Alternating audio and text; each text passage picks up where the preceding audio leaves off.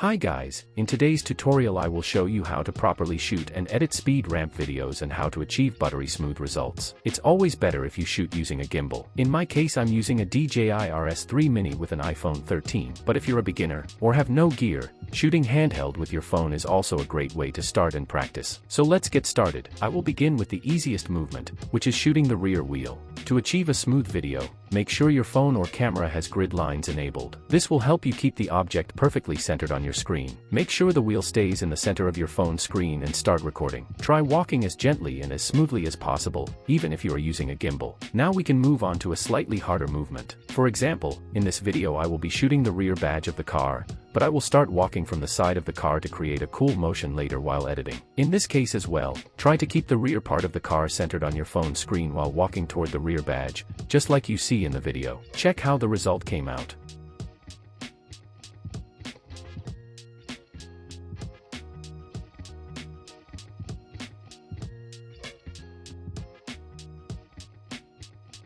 So I think you get the point. Always try to keep the object you are shooting in the center of the screen while moving. And remember, do not rush while shooting, even if you are using a gimbal. I think you've got the point, so I will skip shooting the entire car, and now we can move into After Effects and start editing the two clips we recorded, because this is where the most important part of the speed ramp process happens. The very first thing we need to do is stabilize the footage and lock that stabilization. Let's start by trimming the beginning and the end of the video. I want the video to start here, so I'll cut the beginning by holding Alt and pressing the opening bracket key. Now scroll forward and cut the ending. To do this, hold Alt and press the closing bracket key. Now that the clip is ready, we need to smooth the stabilization even more. Under the tracker, click Warp Stabilizer. Set the smoothness to 15% and wait for it to finish analyzing. Once it's complete, the clip should be stable and more accurate. The next step is to lock in the stabilization. First pre-compose the layer. Make sure Move All Attributes and Adjust Composition Duration are selected, then click OK. Now click Stabilize Motion. Zoom in so we can clearly see the wheel, then drag the track point to the center of the wheel.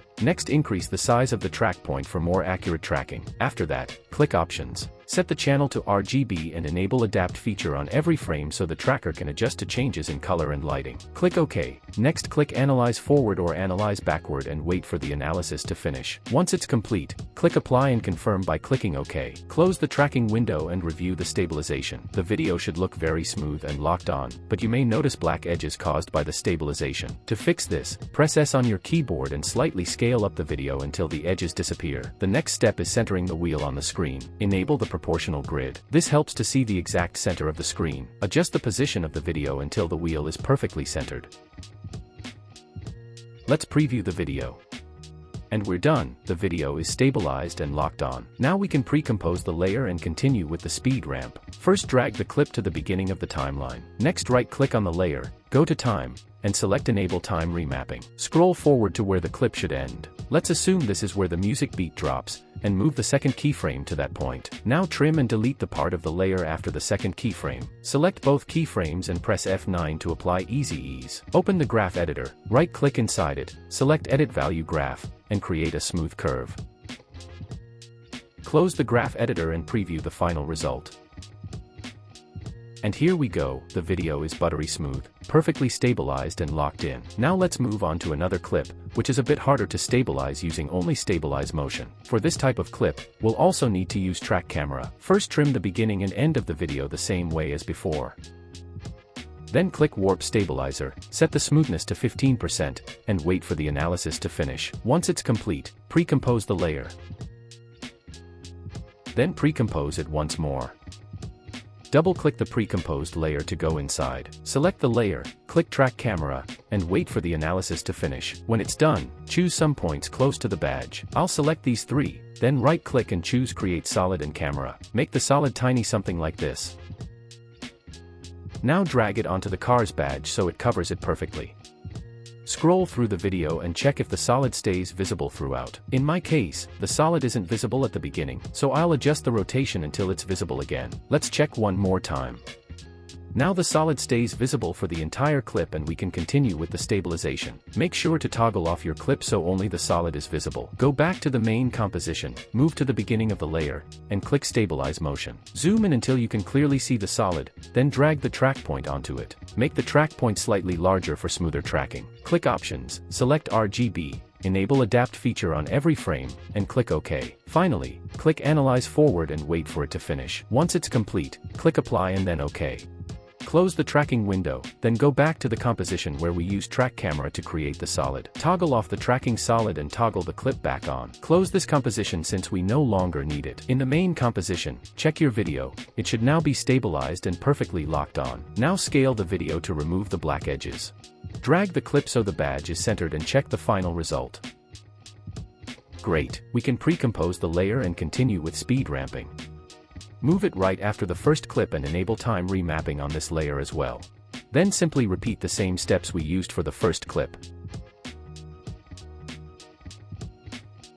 Once that's done, we can check the final result.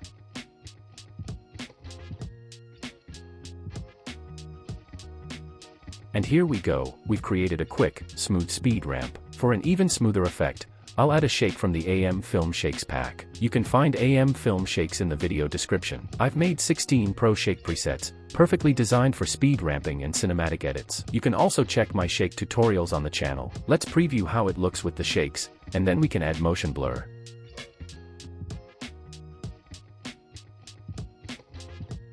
Looks good. Now select the clip and apply motion blur.